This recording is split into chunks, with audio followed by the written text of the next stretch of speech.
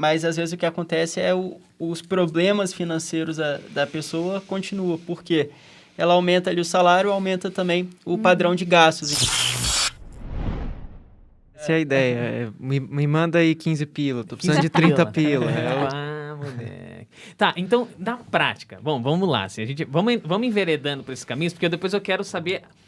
Parece que o negócio aconteceu muito meio que num sonho aí que o Matheus está tendo, mas eu acho que você também partilhava disso, né? Na escola sempre tem disso, os caras que meio que vai pensando igual, se comporta igual, né? Mas aí como que é na prática? Porque, tipo assim, vamos lá, minha empresa mapeou que a galera pede muito aumento. Aí você fala, pô, a galera pede aumento por quê? A desculpa sempre não vai ser porque eu tô arrebentado. Alguns são, né? Eu tô arrebentado, mas outros são, não sei, não tô feliz, tem um concorrente oferecendo mais e tal. Mas se a gente tivesse condição de fazer uma investigação, na raiz descobriríamos que, por exemplo, 45% da população da empresa está endividado além do que pode suprir. Como é que vocês entram nesse negócio? Como é que vocês entram nessa empresa para tratar esse problema? Você foi super assertivo, tá? O dado que a gente tem que 47% da população economicamente ativa... Isso não foi combinado, não. Tem dívida de R$1.000 a R$5.000. Uhum. Então, foi super assertivo ali. Um ponto importante, nem sempre a empresa sabe, tá? Uhum. Porque falar de dinheiro ou de problemas financeiros não é a coisa mais confortável do mundo, não deixa de ser um tabu. Então, às vezes acontece da situação dos funcionários ser muito grave, mas a empresa não saber, os gestores ali de RH não saberem de toda a situação. Mas, basicamente, falar um pouco do que a gente faz e do que a gente vai construindo ali no médio e longo prazo. Antes de você falar, uma hipótese, então. Quer dizer, esse é um terreno que a empresa não vale para a empresa explorar? Quer dizer, assim, ele é politicamente incorreto de se explorar? Como é que... Nem um pouco. Pode gerar um impacto real na vida dos funcionários, mas a gente tem que saber a forma correta de abordar. Entendi. Não dá para obrigar alguém a falar assim, olha, vem cá, vamos fazer um planejamento financeiro. Não é assim. A gente tem que deixar as pessoas confortáveis para elas quererem buscar essa solução e aí dar a ferramenta. Tá, e conte a ferramenta. Que ia comentar que muitas empresas, na entrevista de recrutamento e seleção e tal, fazem às vezes perguntas assim, se a pessoa tem alguma inadimplência e tal, e tem muitas empresas que não têm um tato para fazer isso, né? Uhum. Quem teve o tato e fez um case de sucesso foi o Jorge Feliciano, que deu entrevista pra gente, que contou que ele Martins, fez...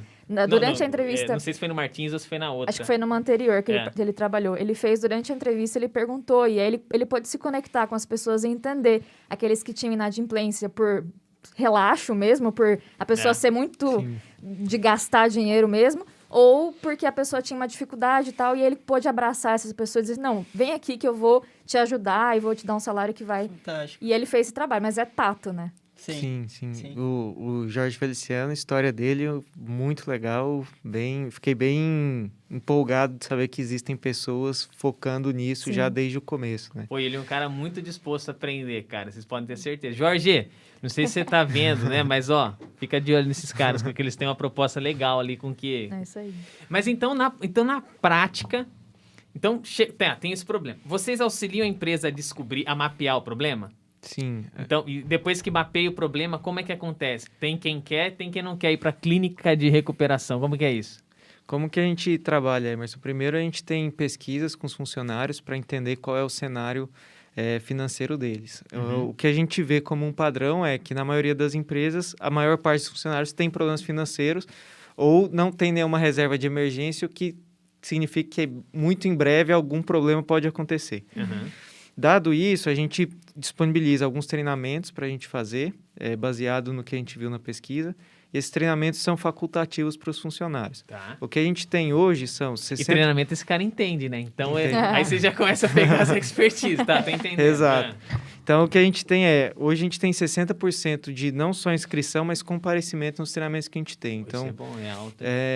A gente até ficou surpreso no começo, porque a gente achou que seria muito, muito menos pessoas, mas a gente viu que tem muita gente que se interessa pelo treinamento. Do treinamento, a gente vê 3 tipos de comportamentos. Tem um funcionário que ele gosta de se virar sozinho, ele viu o treinamento, vai tentar colocar isso em prática e só vai chamar um assessor nosso em última instância. Tem o funcionário que já estava pensando nisso, mas não considera que ele não tem as ferramentas. Então, ele está endividado, mas não sabe qual que é o passo que ele dá para zerar essas dívidas. A gente já pegou funcionário que tinha dívida de 20 anos atrás. Então, arrastando o negócio. Então ele já estava ali preocupado com isso, quer resolver, mas não tinha ferramenta. Então, ele vem atrás da gente e a gente ajuda. E tem um terceiro, que esse é o que geralmente deixa a gente mais feliz, que é a pessoa que estava com problema, mas estava ali meio adormecido, viu o treinamento e aí ela sentiu a vontade de montar uma reserva, de negociar essas dívidas e quitar, e aí ela vem atrás da gente para a gente ajudar. Como que funciona quando eles vêm conversar com a gente? Atrás da gente é quem? Tipo, são vocês? Ou vocês têm outras pessoas trabalhando nessa frente de consultoria, teoricamente? A gente tem um time de assessoria, mas a gente sempre participa porque, enfim, é fonte de conhecimento sobre os nossos clientes, né? Então, não tem como fugir dessa participação. Os caras têm um mindset da startup. Então, a gente disponibiliza o nosso contato para os clientes entrarem em contato. A gente faz o atendimento, a gente compartilha algumas perguntas para entender ali o cenário específico da pessoa. E aí a gente disponibiliza horas de um assessor mesmo para ajudar essa pessoa. Então, a gente disponibiliza alguém por 1 hora no começo para conversar, entender. É para negociar a dívida, a gente tem vários materiais que explicam quais que são os passos, o que você tem que fazer. Vamos voltar a conversar semana que vem para ver o que você evoluiu? Tá bom. E aí isso a gente vai se adaptando pela realidade de cada um. Então, vai ter gente que vai querer falar até 2 vezes por semana porque se sente mais inseguro. Tem gente que quer falar, me dá a ferramenta aqui, eu quero falar só daqui 1 mês só para dar ok e ponto final. E quem paga essa conta, teoricamente? Porque acho que tem uma etapa de treinamento.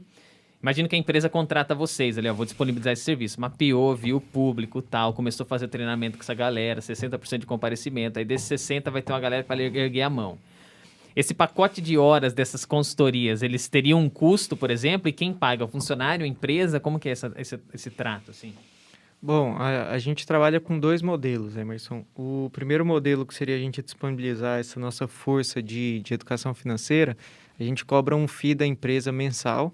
É um FII bem baixo por funcionário, porque o que a gente entende? Principalmente se você segmentar por faixa salarial, quem hoje tem um salário mais alto, às vezes vai ter o gerente do banco ali mais disponível para ele. Se ele abrir uma conta numa corretora, vai ter um assessor que vai estar mais disponível. Na teoria, você pensa, o cara sabe teoricamente. Na teoria. Agora, o cara que ganha um pouco menos, assim, o gerente só liga para ele se ele não pagar. Ele vai abrir a conta numa assessoria, o volume de dinheiro dele, numa corretora, um assessor não vai se preocupar tanto com ele. Então, a gente cobra uma taxa baixa por funcionário para a gente disponibilizar essa mão de obra, que é uma mão de obra de alta qualidade, com uma orientação de altíssimo nível e com uma vantagem que é a seguinte: a gente não tem comissão por produtos que a gente leve a pessoa eventualmente a consumir. Então, se uma pessoa quer tirar dúvida de investimento, a gente consegue orientar ela sem ganhar dinheiro. Então, por exemplo, se eu orientar o Emerson a ir para a renda fixa e não para comprar ação, não estou ganhando dinheiro com isso. Muitas vezes, quando você fala de um assessor, um gerente de banco, ele vai ter esse conflito em alguns momentos. Porque ele tem os produtos e as comissões ali. Exato. Então, não estou falando que todo mundo faz, mas existe esse risco pela questão do alinhamento de interesses, né? Um conflito potencial aí de interesses. Isso. Sim. E aí tem o caso a gente tem a nossa opção de adiantamento, que a gente ajuda os funcionários nesses momentos de emergência, porque, querendo ou não, é uma opção de crédito barata, rápida, para ele passar por uma emergência. Então, vocês são um banco também. Teoricamente, você pode pensar que sim, mas a gente é bem diferente do que existe dos bancos hoje. O conceito banco do nome. Mas a lógica é essa, assim, a gente vê esse produto como um primeiro passo. Entendi. No futuro, a gente tem que ter produtos que ajudem em todos os momentos da fase ali financeira de um trabalhador.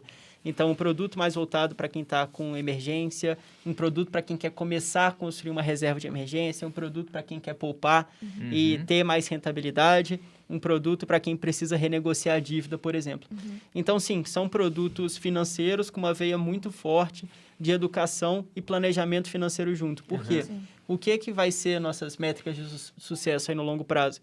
A gente vê que as pessoas estão ficando menos endividadas, estão poupando mais e estão conseguindo garantir ali no futuro uma aposentadoria mais tranquila. Então, tendo isso como norte, a gente consegue atuar bem. Claro, estamos no começo. O CNPJ da empresa ficou pronto em fevereiro só, então, dando os primeiros passos. Você já tem empresas clientes ali que vocês já estão aplicando? Já tem plataforma pronta tanto para cliente final quanto para a empresa. Então, a gente considera que estamos pronto para escalar. Ó, você acabou de assistir um corte aqui no 5º Dia Útil, hein? O podcast oficial da Carreira Miller. Pois é, então se você se interessa pelo tema, vem conhecer esses 2 caras aqui, meu.